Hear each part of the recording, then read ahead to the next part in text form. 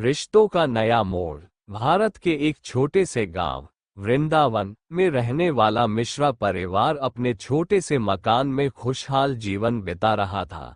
परिवार में 5 बेटियां थीं। सबसे बड़ी बेटी प्रिया, फिर सुनीता, मीना, कविता और सबसे छोटी राधिका। श्रीमती मिश्रा का सबसे बड़ा सपना था कि उनकी बेटियों की शादी अच्छे और संपन्न घरों में हो जाए। वे हर समय शादी के बारे में ही सोचती रहती थी। नमस्कार दोस्तों, कहानी शुरू करने से पहले आपसे एक छोटी सी गुजारिश है। अगर आपने अभी तक हमारे चैनल को सब्सक्राइब नहीं किया है तो कृपया सब्सक्राइब और लाइक कर लें, और जब आप कहानी सुने तो उसे पूरा सुनकर ही जाएं। कहानी अच्छा लगा हो तो एक प्यारा सा कमेंट कर दे, धन्यवाद। तो चलिए दोस्तों, अब कहानी शुरू करते हैं। गांव में एक खबर तेजी से फैल रही थी कि दिल्ली से एक बड़ा व्यापारी परिवार श्री बंसल परिवार पास के कृष्णा हाउस में रहने आ रहा है। श्रीमती मिश्रा को ये सुनकर बहुत खुशी हुई, क्योंकि श्री बंसल के छोटे बेटे आदित्य बंसल का नाम खूब प्रसिद्ध था। वह युवा, हैंडसम और संपन्न था, और श्रीमती मिश्रा को ये सुनहरा मौका नजर आया कि वह अपनी सबसे बड़ी बेटी प्रिया की शादी आदित्य से करा दे। कुछ दिनों बाद गांव में एक बड़ा धार्मिक उत्सव हुआ, जिसमें मिश्रा परिवार और बंसल परिवार भी शामिल हुए। आदित्य बंसल ने प्रिया को पहली बार देखा और वह उसकी सादगी और स्वभाव से प्रभावित हुआ।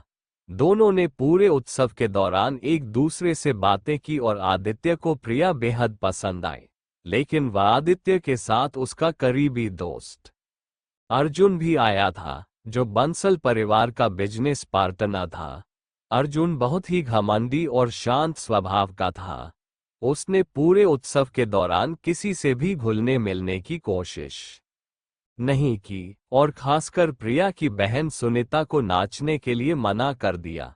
उसकी इस हरकत से सुनीता को अर्जुन बहुत घमंडी और अभिमानी लगा। आदित्य और प्रिया के बीच धीरे धीरे मुलाकातें बढ़ने लगी, जबकि अर्जुन और सुनीता के बीच दूरियां बनी रहीं।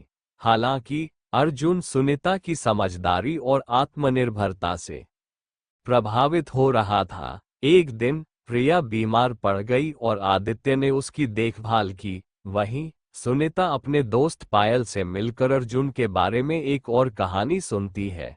पायल उसे बताती है कि अर्जुन ने उसके भाई राहुल को धोखा दिया और उसकी जमीन हड़प ली। ये सुनकर सुनीता का अर्जुन के प्रति घृणा और बढ़ जाती है। कुछ हफ्तों बाद बंसल परिवार अचानक बिना किसी सूचना के दिल्ली वापस चला जाता है। प्रिया का दिल टूट जाता है, क्योंकि उसे लगा कि आदित्य ने उसे बिना किसी कारण छोड़ दिया। उधर सुनीता को अर्जुन से मिलने और बातचीत करने का मौका मिलता है। एक दिन अर्जुन अचानक सुनीता के सामने विवाह का प्रस्ताव रखता है, जिसे सुनीता तुरंत ठुकरा देती है। वह उसे घमंडी और हृदयहीन समझती है और उसे राहुल के साथ किए गए अन्याय का जिम्मेदार मानती है। अर्जुन शांत रहता है, लेकिन उसे सुनीता के इनकार से झटका लगता है। इसके बाद अर्जुन सुनीता को एक पत्र देता है, जिसमें वह अपनी सफाई देता है। वह बताता है कि राहुल ने खुद अपनी जमीन जुए में हारी थी और अर्जुन ने कभी भी उसका नुकसान नहीं किया। साथ ही अर्जुन ये भी बताता है कि उसने आदित्य को प्रिया से दूरी बनाने की सलाह इसलिए दी थी क्योंकि उसे लगा कि प्रिया की भावनाएं उतनी गहरी नहीं थीं। अर्जुन के इस पत्र ने सुनीता को सोचने पर मजबूर कर दिया। इस बीच प्रिया का दिल टूटने के बाद वह अपनी मौसी के पास दिल्ली चली जाती है। वहां जाकर उसे पता चलता है कि आदित्य उससे अब भी प्यार करता है, लेकिन अर्जुन के समझाने पर उसने दूरी बनाई थी।